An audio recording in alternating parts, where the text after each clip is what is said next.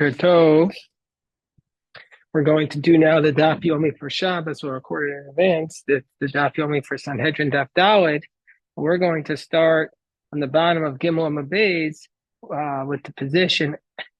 Actually, we're going to start really on the top line of Daled Amad Aleph, but we're going to review what we said on the bottom of Gimel Amabez. Gemara said on the bottom of Gimel Amabez that there is a dispute between Rebbe and the Rabbanan. How many judges? 4a at the top. How many judges are required in a court of monetary law? The Rabbanan say 3, Rebbe says 5. What's the basis for Rebbe's position? The basis is that it says, Asher Yarshion Elohim in the pasuk, that whoever the court finds guilty. And there the word Yarshion is in the plural. And then it says the word Ad Elohim Yavod Varshneihem. And that's 2, and 2 is 4. And then we can't have an even court, that makes it to 5. Whereas the Rabbanan say, even though it says Yarshion, that's how we read it, but it's written without the Vav. So it's written in the singular. And the Rabbanan are of the position that we say we follow the way it's written and not the way it's read. And that's called Yesh Eim U'Mesoret. Whereas the Rebbe's of the position, we follow the way we read it, not the way it's written. That's called Yesh Eim U'Mikra. So that we follow the way it's read. This is a dispute, fundamental dispute. Do we follow the way the word, when we expound the word, do we follow the way it's written, which is Yesh Eim U'Mesoret, or do we follow the way it is read, Yesh Eim U'Mikra? I was just thinking about, like, the word aim usually means a mother, but here, I'm not sure exactly what the word literally means, Yesh Eim Mikra, but it means we follow it. I don't know how they translated it there. But the point is, we follow the way the Rabbanan say. We follow the way it is read. The way we enunciate it, that's what Rebbe says. And Rabbanan say we follow the way it's written without the vav. So we expound it in the singular. So now the Gemara is going to say, actually, this is a dispute throughout Shas, and there's actually 5 Tanaim who agree with Rebbe that we follow the way it is read, not the way it's written. So says Rabbi Yitzchak. So Amar Rabbi Yitzchak. Bar Rabbi Yosef, Amar Rabbi Yochanan, Rabbi Yehuda ben Roetz, Beis Shammai, Rabbi Shimon, and Rabbi Akiva, Kul Sviru Yesh Eim U'Mikra. All these 5 Tanaim, Rabbi Yehuda ben Roetz, Beis Shammai, Rabbi Shimon, and Rabbi Akiva, they're all of the position that we follow, when we expound the verse, we follow the way we read it, not the way it's written. Rabbi Hadam and Rabbi, we just said, we follow the way it's written. And the way it's read, Asher Yarshiyun. So we follow the way it's read, Yesh Eim U'Mikra. And that's what we just said it. And Rabbi Yehuda ben Roetz. So where do we see this by Rabbi Yehuda ben Roetz? The Tanya. We learned in the Brisa. So now we have the following. Let me just say a basic law. This is the law of after a woman gives birth, she is tameh. She has blood after she gives birth, and it's called tumas leida. So for a boy, she's tameh for 7 days. And that's called tumas leida. And for a girl, she's tameh for 2 weeks. But after those 7 days and after those 14 days for a boy and for a girl, then she has what's called pure blood. That even though she has blood, she's not tameh. She's not ritually impure. She's called tahor. She still is mechusar kippurim. She still can't bring a korban in the base of mikdash, but she is the blood. She's allowed to be with her husband because it's called pure blood. And that amount of days is 33 days for a boy and 66 days for a girl where the blood is pure. So now the Gemara says that Rabbi Yehuda ben Roetz, his Talmid, and his student said to him, Shal Talmida, asked Rabbi Yehuda ben Roetz, Ekrani Shivim. Why do you read it that for a girl, if she has blood, she gives birth to a girl, the mother is Talmid for 2 weeks? Why do you read it as Shvuayim? You can read it as 70. Maybe she's Talmid for 17 days. Yachol I can read it as 70. Maybe she's tameh for 70 days, not 2 weeks, because it's written as shivim. Amrohan timei v'tier bezachar v'timei v'tier b'nekeva mak shetir bezachar b'nekeva kaflayim mak shetimei bezachar b'nekeva kaflayim. So he says no. It's logical to say that the same concept applies to both the boy and the girl, and since we know that the boy, she's tameh for 7 days and tahor for 33 days. And for a girl, we know that she's tahor for 66 days. Excuse me. So it makes sense to say she's also tamei for 2 weeks because it's double. But then after they left, Achar Shayatsu, Yatsu Machzir Achreim, he ran after them. And he said, actually, Amaram Iatem Zikukim Lakach. You don't even need that explanation that I gave. Why? Shvuayim Karinan. Even though it's written as, you could read it as Shavim, we do read it as Shvuayim. We have a tradition. Yesh Emo Mikra. We have a tradition. Now we read it as 2 weeks. Yesh Emo Mikra. We follow the way it's read and not the way it's written. There was like a period of time, we don't exactly know when it happened, that they started determining how we read the verses, called the Anshe Mesorah. We don't exactly know when they lived. The people who guarded the Aleppo Codex, their tradition is that it went back to the Second Temple, but it seems to be later than the Second Temple. But this dispute, Yeshem Mikra, Yeshem Mesorah, I'm wondering if this relates to how much credence we give to the Anshe Mesorah from the rabbinic perspective. And these 5 Tanaim, who are actually right after the temple was destroyed, they give credence to the way we read it, not the way it's written. So then, next, what?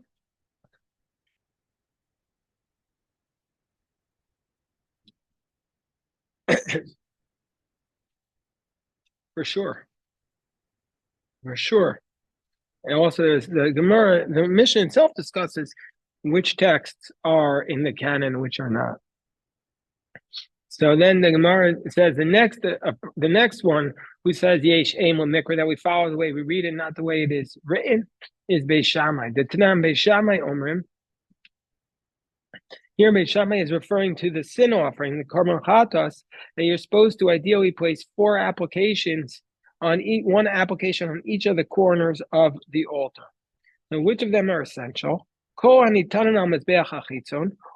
of the bloods, i.e. the Ola, the Shamim, the Asham, that are placed on the altar, that's called the altar in the courtyard, sometimes called the copper altar, sometimes called the outer altar. So this, you need to sprinkle the blood, 2 applications are 4. So Shenisana b'matana achas, let's say you only did 1 application, kiper, it's going to be acceptable. And the carbon will work. You fulfill your obligation. So meaning to say, generally speaking, you put 2 applications and it goes to 4. But if you only did 1 application, it's okay. You don't need to bring another carbon. But if it would be a sin offering, shtei matanos. Beis Shammai would say by a sin offering, you're supposed to do 4 applications. Then if you just did 2, b'di'evet, it's okay, ex post facto. Beis Hillel says, af bechatas shenasan b'matana achas kiper. Beis Hillel says, even by a sin offering, if you just did 1 application, it's going to be sufficient. Why did Beis Shammai say that by a chatas you have to do at least 2 sin offerings, whereas by all other sacrifices you only need to do 1? So he says it's based upon the fact that there's 3 times the word corners appears by the in reference to placing it on the altar. It says karnos, karnos, karnos 3 times.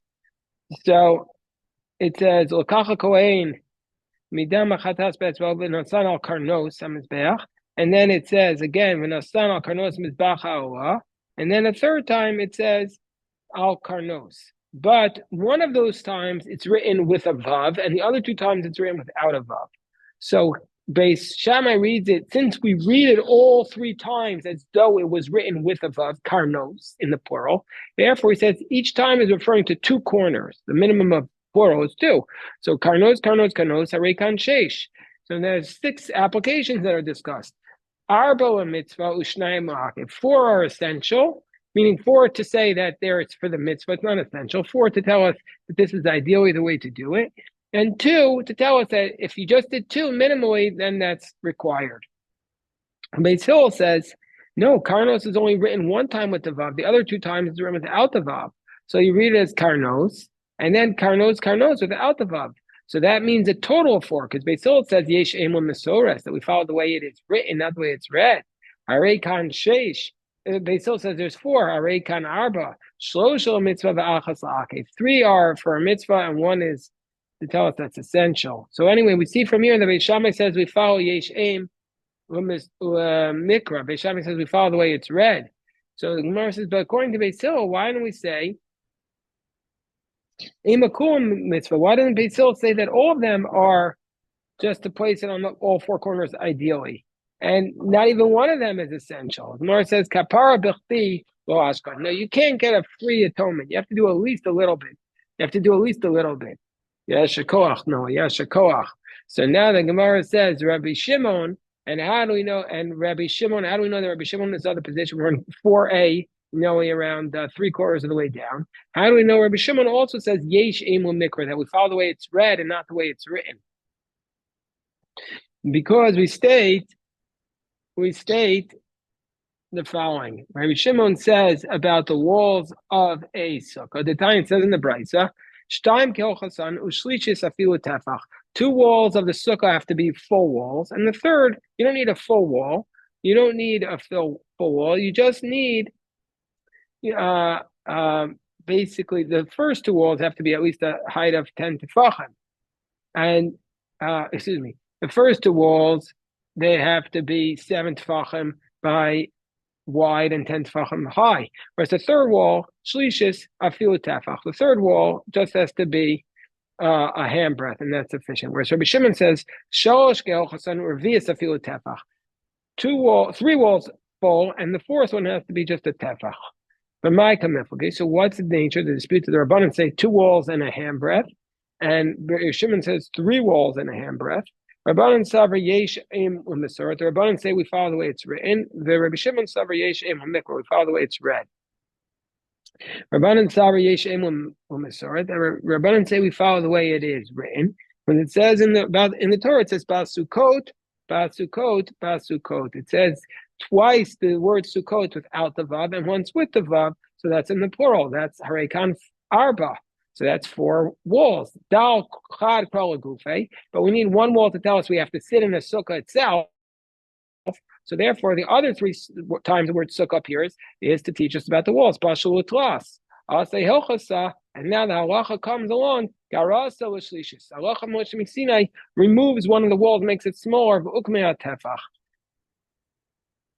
So therefore, this is halacha Moshe Sinai that you just need 2 walls and a tefach. Seems a little bit of strange logic, but that's the diuk. Whereas Rabbi Shimon says basukos, basukos, basukos. It says the word, we read it in the plural, so it's 6 walls. Harekan sheish dal chad kol gufe. You have to remove one of the times it appears to teach us the pasuk itself. So pashul arba. So we have left with 4 walls. Asi elchasa garase revius mukmei tefach. And then Halach Moshe Sinai removes the 4th wall, makes it a little smaller to make it a third. So make it 3 and a little tefach. So now we come up to Rabbi Akiva's position. He's the 5th one who says that we follow the way it is read and not the way it is written. Rabbi Akiva, the Tanya, Rabbi Akiva, Omer Minayin. Now this is the halacha with respect to the Kohen Gadol is warned that he's not allowed to be have a great Shabbos, Moshe. So the Kohen Gadol is warned he's not allowed to be in the same room as a dead body. Can't be in the same room as a dead body.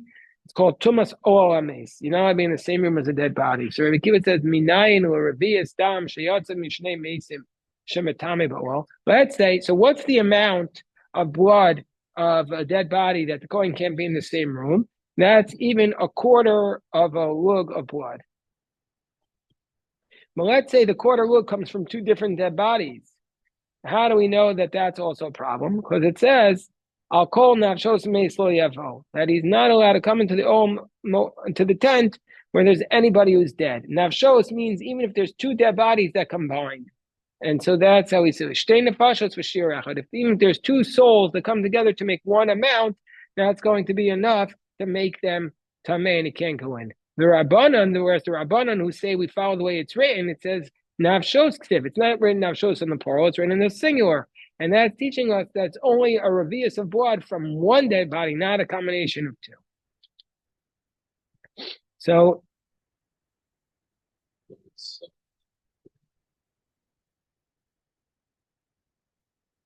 from a dead body, only if it's the size of a revius. What? No. Your blood does not make you tameh. What? If someone's Except if she's a nida.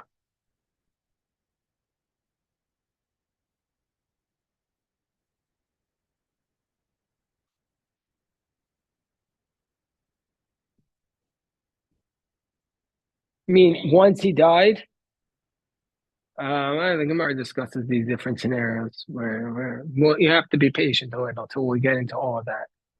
Yeah, I think it's only once he's dead that once if it was in him and then he died.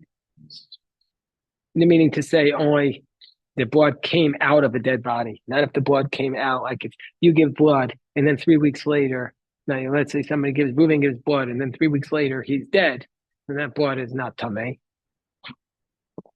Now the Gemara says, so the Gemara challenges position of Rav Yitzchak Bar Yosef. It's not possible that that's what they're arguing. Is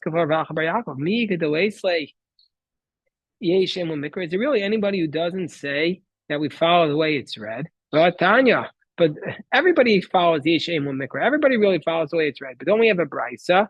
Doesn't Torah with respect to the prohibition of meat and milk together? Well, by the way, do you guys have school today? Yeah. When's your last day of school? Tuesday. Oh, okay. Eitan's out on he's missing Monday and Tuesday. He's missing Monday and Tuesday. And they're gonna when they go into the class and they're like, Janice, where's Janice? They're like, he's in Vegas. So okay. So it says in the Brisa, I might think, even though it says you're not allowed to cook a kid in its mother's milk, I might think it means to say that it's prohibited not in milk, but in forbidden fat. Because how do you know how to read this? So Amra Yesh Imla Mikra. So we say no.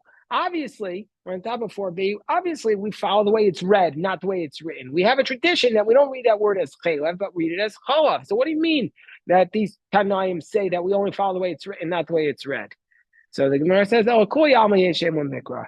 Everybody really says, of course, we have to accept the way it's read. There's nobody who doesn't say that. The Rebbe, the Rabbanon, and Rebbe and the Rabbanon who say the argument where Rebbe says Asher Yarshion leads us to 5 judges, and Rabbanon say Yarshion leads us to 3. So they're arguing about something else. Rebbe's of the position Yarshiun Elohim means to say Achrine. Now Rebbe's of the position that meaning to say, aside from these 2 judges that are mentioned earlier in the verse, we need another 2 judges, Yarshiyun in the plural. Means to say we need 2 more. Rabbanan Savri, Yarshiyun, 2 judges, Hayach V'Hai. It's just these 2 judges who are listed. So Rabbi Yehuda ben Roetz, Lo pligi Rabbanaway, and nobody argues with Rabbi Yehuda ben Roetz because he says it's 2 weeks. Everybody says a woman who gives birth to a female is tamei for 2 weeks. The tumah fleda, the tumah after giving birth. And Beis Hillel, who says that you need at least 1 application of the blood on the altar in order to achieve atonement, whereas Beis Shammai says you need 2. What's the position from Beis Hillel? It's not based upon karnos. You learn it from something else. All right, I'll see you in a week. I'll see you Monday, you know. God willing. God willing. Good Shabbos. So have a great Shabbos, knowing. So Beis Hillel is based upon the fact that it says totally different source. It says v'chiper, v'chiper, v'chiper. It says 3 times atonement. And so it teaches us that and it reads mipnei adin, meaning to say that it says by the blood that's sprinkled on the outer altar, v'chiper, v'chiper, v'chiper, 3 times, to tell us that he achieves atonement just with 1 application of the blood. And why does it have to write all of them? Because if we wouldn't have written it 3 times, we would have said that we would have made an argument as follows. It says the application of the blood by the sacrifice that are sprinkled on the wall of the altar below the red line in the middle called the chuta sikra. And it says above by the sin offerings.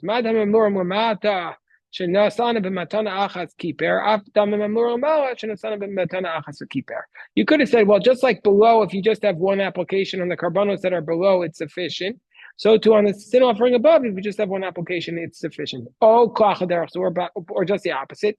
It says blood by the sin offering that's on the outer altar. Also, it says it on the blood that's sprinkled on the parochas, on the curtain, and the golden altar on Yom Kippur. And we learn just like on the inner sin offerings, if you're missing one application, it's disqualified. So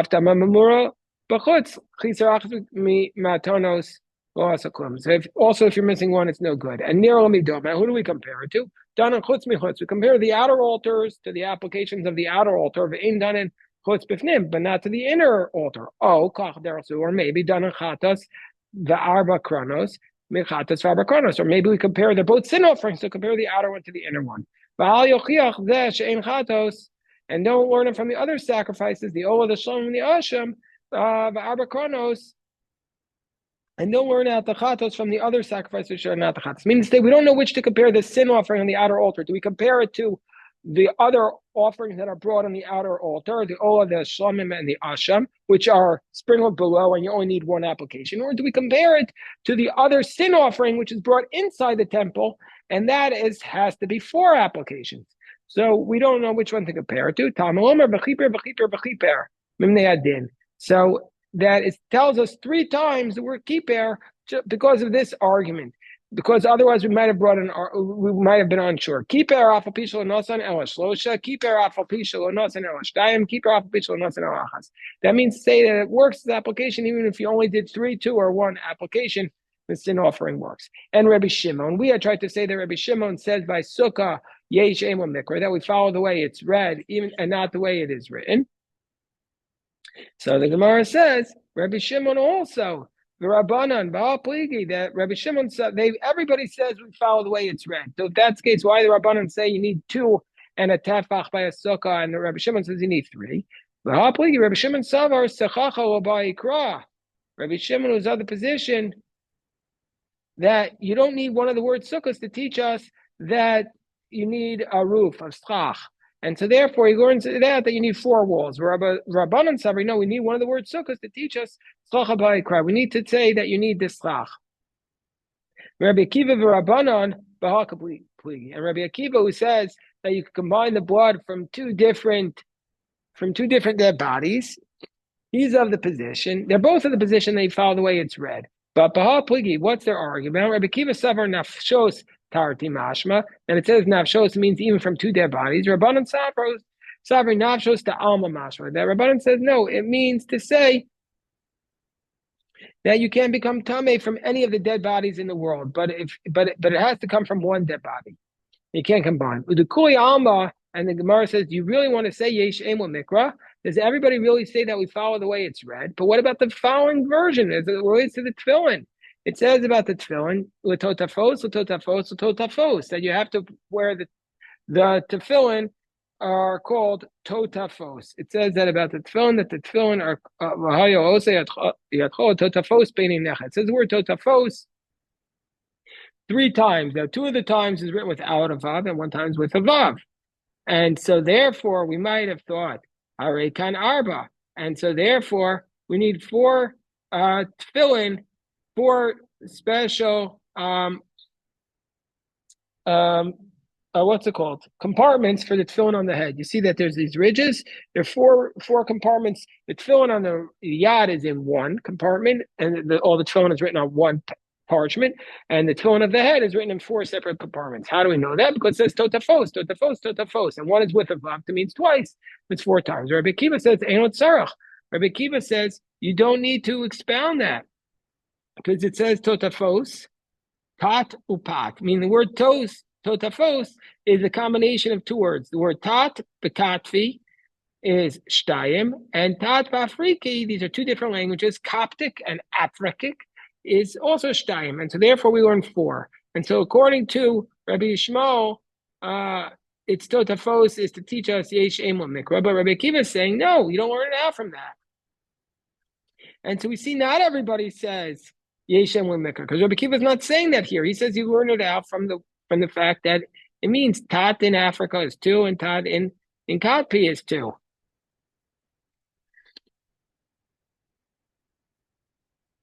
So Rabbi Shmuel is saying, Yesh Emo Mesoras, and that's how we get to 4. So we see from here that Rabbi Shmuel is saying we follow the way it's written, not the way it's read. So therefore, the Gemara says, El Olam Pligi. So really, there's a dispute about Yesh Emo Mikra or Yesh Emo Mesoras. Mahani Mili Ki Pligi Echi Deshane Krami Mesoras. So where do they argue? That's only in a circumstance where the reading needs to add on letters that were given to us by the tradition. And so since the tradition is missing a letter Vav, that means that's what we should expound the way it is written. So where do we say we follow the way it's written? Where the way you read it is different than the way it's written. But if they're written the same exact way, we just don't know to read it as milk or fat, then we follow obviously the way it is, the tradition that it's read. Gemara says, it says, all your males shall appear, but you could also read it as Yireh. So the that it's written the same way, upligi, and there's a dispute about it. The Tanya we learned in the Bryce, it says 3 times a year all your males shall appear. Yochanan ben Dahavi Omer Mishum. Rabbi Yehuda ben Tema, Asuma ba'achas me'aynav pater. He says if you're blind in one eye, then you're exempt from pater minari, exempt from having to go up, because he does not read it as shenemar Yera'eh kol zechorcha, and the way we read it is Yera'eh. The tradition is to read it as he will see, that you have to come up to be able to see, and we read it as Yera'eh. So the derech shabal leros. The way you come to see, so you are seen. So you have to appear only if you have 2 eyes. And the Chachamim disagree, and they say that you're obligated to go up even if you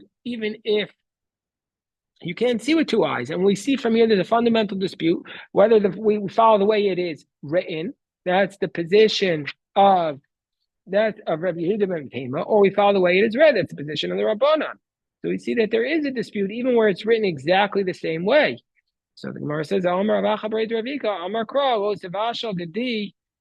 how do we know it refers to milk? And you're not allowed to cook in its mother's milk and not fat?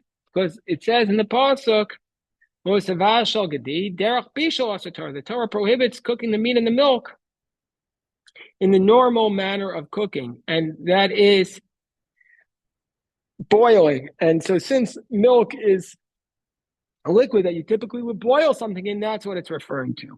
But fat, which is not something that you typically boil something in, you fry it, it wouldn't be prohibited under this derech bishul. It's a little bit of a stretch, but that's how we know you can't cook meat and milk together. Otherwise, we're this close to being able to have the cheeseburgers. All right, we'll stop here. God willing, pick this up again on Sunday morning. We'll do it. I'll send out a text me if you don't know what time. I have to figure it out. And God willing, we'll be back in person on Monday. Baruch Hashem, Mir Hashem. We'll stop here. Good Shabbos. Thank you. Good Shabbos.